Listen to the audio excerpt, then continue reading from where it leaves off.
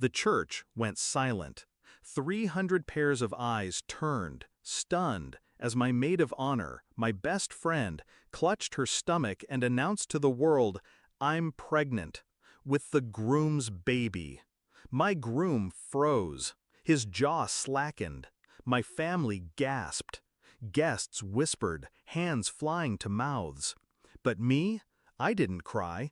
I didn't even flinch. I smiled. Slow, sharp, controlled. And when I spoke, my voice cut cleaner than any blade. "I've been waiting for you to finally tell everyone the truth."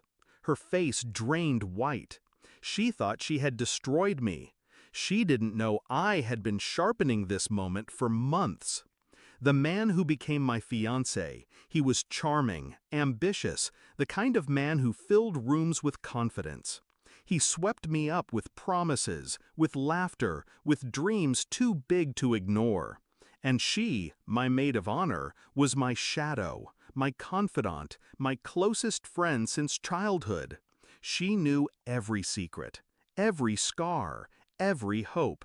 So when I caught the first subtle glance between them, I told myself it was nothing. When I found her earring under his couch cushion, she swore it was from a sleepover weeks before. I wanted to believe her. I wanted to believe them. But belief doesn't erase evidence. Messages left open on his laptop. Last night was amazing. Receipts from restaurants we'd never gone to together. Her perfume lingering on his jacket. Then I found the photos, hidden in a folder he thought was buried too deep. Her, in his bed. Her smile pressed against his chest. That night, my heart broke, but my face remained calm. Tears would have been wasted. Rage would have been obvious. So I chose silence, and silence became my weapon. While he thought he was winning, I was gathering. Copies of messages, bank statements, recordings. I even got a paternity test from a clinic she visited. She'd been careless, too excited, too sure she had already stolen him from me. I secured my finances, moved accounts into my name only. I restructured the prenup with the help of a lawyer he never knew I hired, making it ironclad in my favor. He signed without reading, arrogant as always, and all the while, I smiled. I played the perfect bride. I let her help me pick flowers, choose dresses, rehearse vows. She thought she was mocking me behind my back, but really, I was setting the stage for her collapse. The air was heavy with roses and organ music. Cameras flashed. My family filled the pews. His family too. Old money, polished faces, judgmental eyes. He looked smug beside me, confident he had fooled me. She looked radiant in her maid of honor gown, holding her secret like a grenade she couldn't wait to throw. And when the priest asked if anyone had reason these two should not be wed, she pulled the pin. Her announcement split the room open. The perfect scandal. But she hadn't expected my smile. I turned to the guests, voice steady, commanding. Yes, she's telling the truth.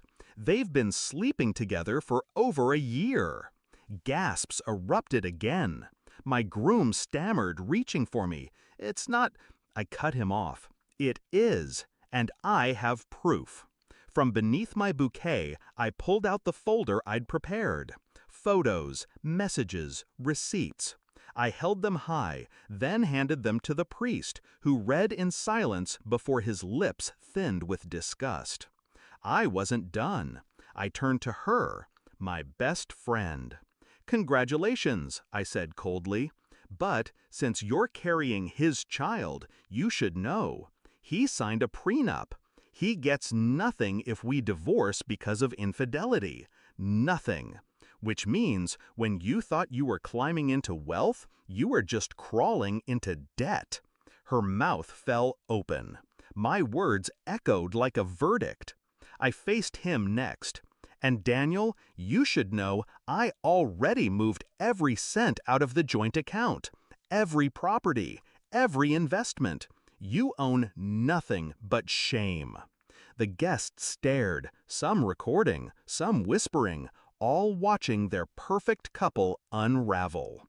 I slipped off my ring, let it fall with a metallic clang onto the church floor. I won't marry a liar. I won't marry a thief. But thank you for showing me who you are before the vows. I turned to the crowd, my family, my friends. Please stay, eat, drink, celebrate. Just not a wedding. Consider it a farewell party instead. With that, I walked down the aisle, veil trailing like smoke behind me, the room erupting in chaos. They tried to chase me. He called, she begged. Their perfect plan had turned to ash. He lost his money, his reputation. She gained nothing but scorn and a child bound to a ruined man. And me? I walked away with my head high, untouched, untarnished, free. Now, when I replay that day in my mind, I don't feel pain. I feel the hush of 300 people watching a woman they thought would break stand tall instead. I feel the weight of silence cutting sharper than any scream. They thought they were writing my tragedy, but I turned it into their execution. She announced her pregnancy, expecting my destruction.